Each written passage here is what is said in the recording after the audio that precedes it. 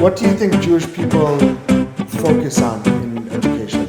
You know, in Korea, Korean people are very interested in Jewish education because they see that Jewish people have come to America in poverty and become very successful in the last 3 generations. The way that we became successful was mostly focusing on education and hard work. Right? And so Koreans try to replicate it. They want to know, how did Jewish people go from where we were after World War II to where we are now? And hard work and determination. You still see in the United States different ethnic groups coming, but rather than trying to fit into the rest of the culture, they stay in one place and don't learn the language. The Jewish people weren't given opportunities, so they had to create their own businesses. They couldn't be hired when they first came. My father was a metallurgical engineer, and he couldn't get a job because he was Jewish. So they had to go out and create different businesses and work hard. And he had to change his name. Yeah, he changed his name.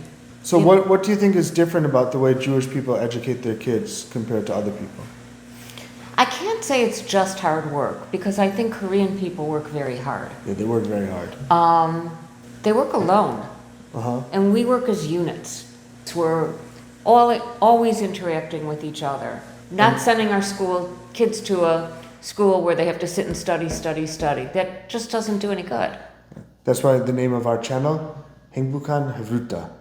Havruta means friendship, studying, and that's the way Jewish people study, with a chavrusa, with a partner, always together, never alone. Right. And being able to sit with the chavrusa and talk about what you're learning and interact with it more than just reading something is very important for being successful. And the most important thing that we do with our chavrusa is ask questions. Oh, that's a biggie. Yeah.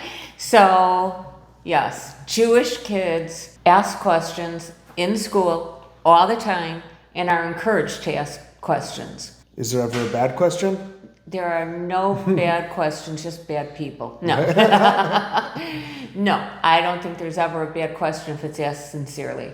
Right. If the student who says something and say other kids in the class laugh, you know that if that one student asks that question, there are a lot of other students in that class who are afraid to ask that question. Right.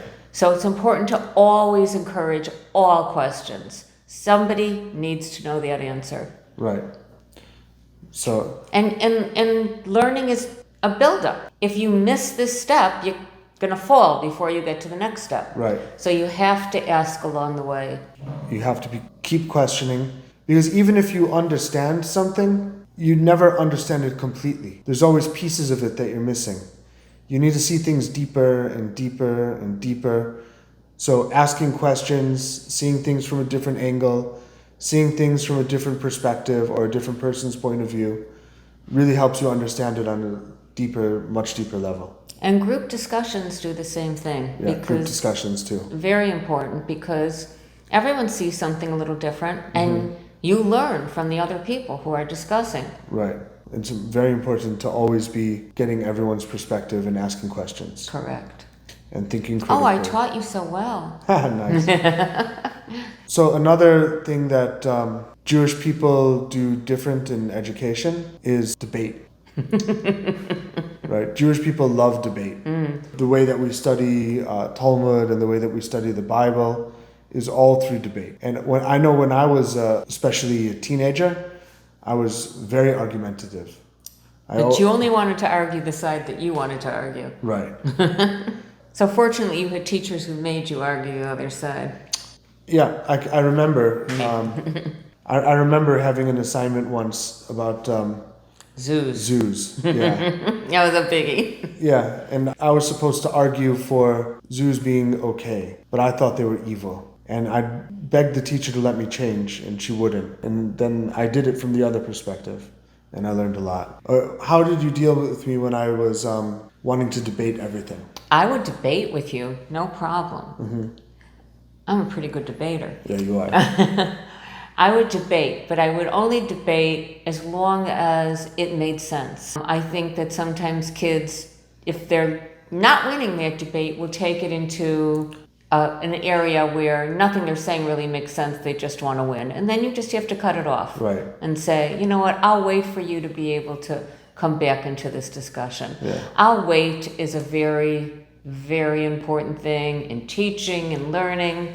Yeah. When things aren't going, when things are out of control, you just step back and say, that's okay, I'll wait. You need patience. Right. Because our brains don't stop developing until we're like 27, 28 years old. Right. So the thing that develops the latest is your prefrontal cortex. And that's responsible for your ability to control yourself, to regulate what you're saying and doing. So when you're debating with a kid, often they say the first things that's coming to their mind, and it gets very abstract and out of control. Twisted, because they don't have the ability to regulate themselves. I think So saying, just taking a step back and waiting and not getting angry or not getting upset or frustrated. Which isn't easy. Right inside that moment is very important. Being patient is very important. That's the key word, patience. And it's not easy to be patient. Right. Sometimes being a parent, being a teacher is being an actor. Sometimes you just have to take on a role and stick to it like you're on stage. I will be patient. Even if inside you're feeling, I'd really like to strangle you right now. You go, Inside you're screaming. Inside you're screaming, but outside you're being patient. But I also think it's very important when you're interacting with your children or your students that you enjoy what you're doing. Because they'll know. They sense it. They know. Yeah. So we've talked a lot about education, but when I was young, you didn't just focus on my education. That's correct. Yeah. What else did you focus on? So it's important in our tradition to be well-rounded, to be able to do sports. You don't have to do them well, but try them. I mean, one of the rules was you start a sport, you finish the sport. You never quit in the middle. You see it through till the end of whatever the learning session is. On eating right, on exercising, on having travel experiences, multicultural experiences. When you were in high school, you had to go to a different ethnic restaurant. Do you remember that? I remember that was Yeah. We went to Ethiopian restaurant. We loved the Ethiopian restaurant. Yeah, I still love Ethiopian food. And playing well with others, getting along in the sandbox, interacting well with other children, learning how to do that, how to get on the telephone and call someone and make plans. Yeah, that wasn't always easy for me. No, that was not your strongest point. Right. But we practiced it. Yep. And I'm good at talking to people now. Yep. It's my building. I took them to the top. Those things that come harder, take it slow, but make him do it. If at first I had to make play dates for him the first time, then I would take him through how to do it the next time. A lot of teaching them to be independent.